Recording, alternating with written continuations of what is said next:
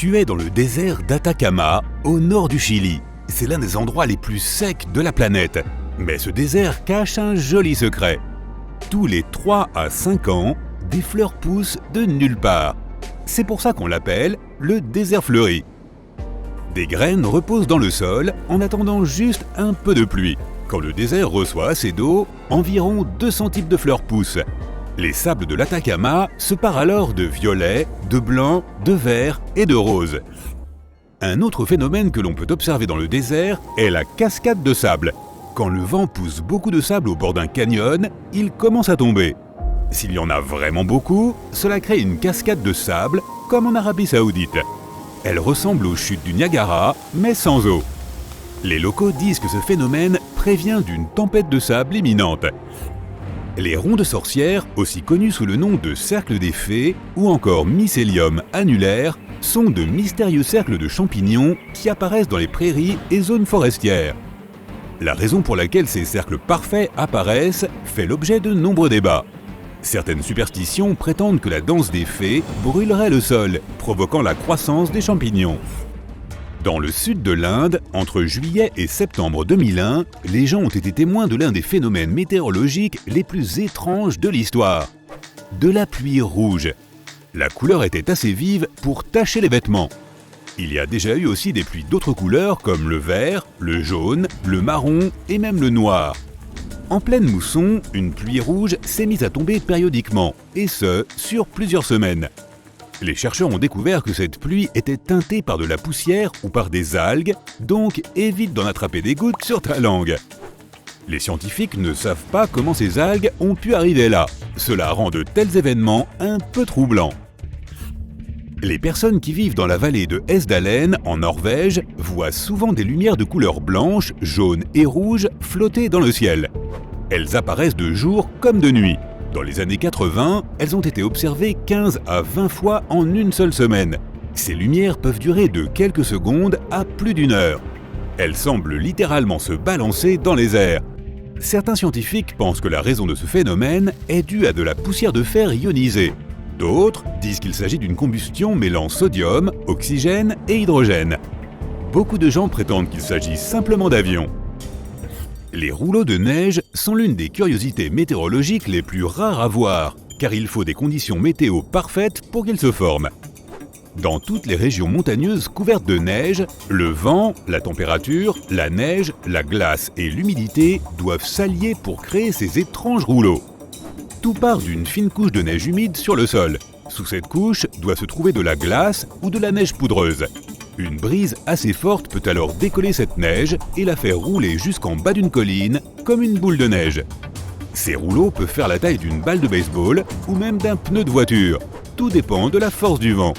Ces anneaux ne restent pas en place très longtemps, alors fais vite une photo. Savais-tu qu'il existe un endroit sur Terre doté de son propre écosystème et de sa propre atmosphère ? La grotte de Movile, située dans le sud-est de la Roumanie, est restée close dans l'obscurité totale pendant 5,5 millions d'années.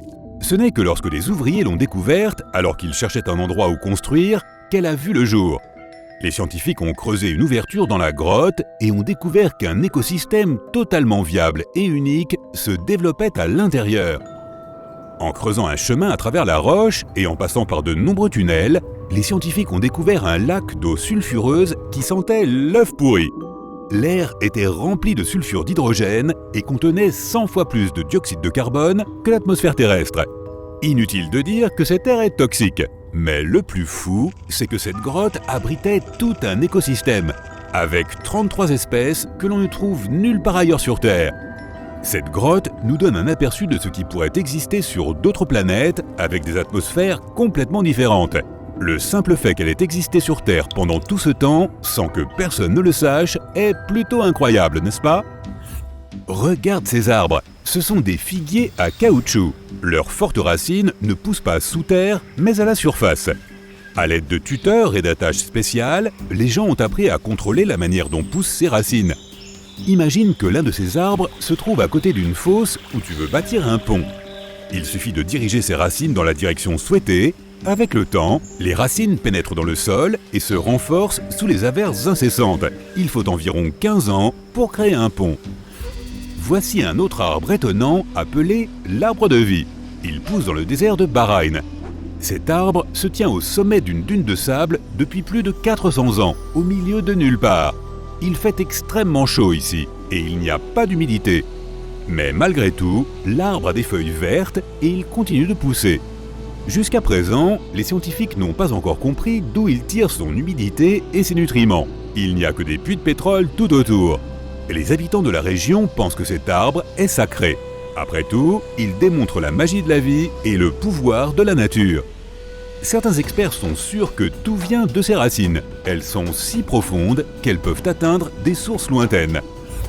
Imagine que tu as conduit toute la nuit. Tu n'as pas dormi et ton esprit commence à divaguer. Tu arrêtes la voiture et tu sors te dégourdir les jambes.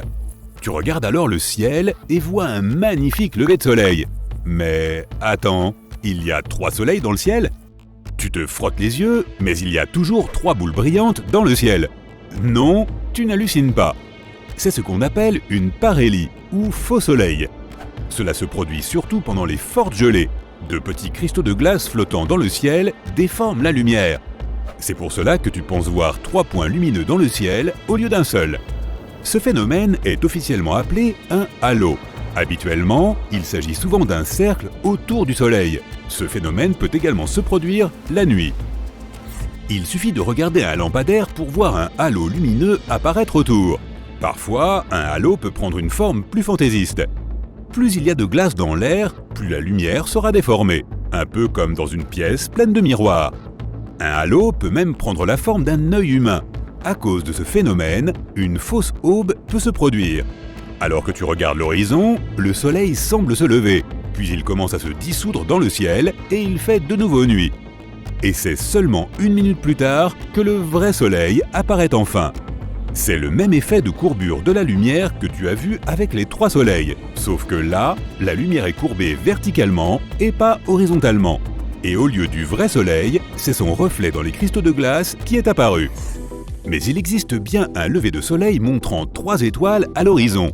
Pas sur Terre, mais à 340 années-lumière de là. Il y a un système stellaire au centre duquel se cache une étoile presque 2 fois plus grande que le Soleil, avec 2 petites étoiles en orbite autour d'elle. Ce système étrange compte aussi une planète. Les levées et couchers de soleil s'y produisent donc avec 3 étoiles.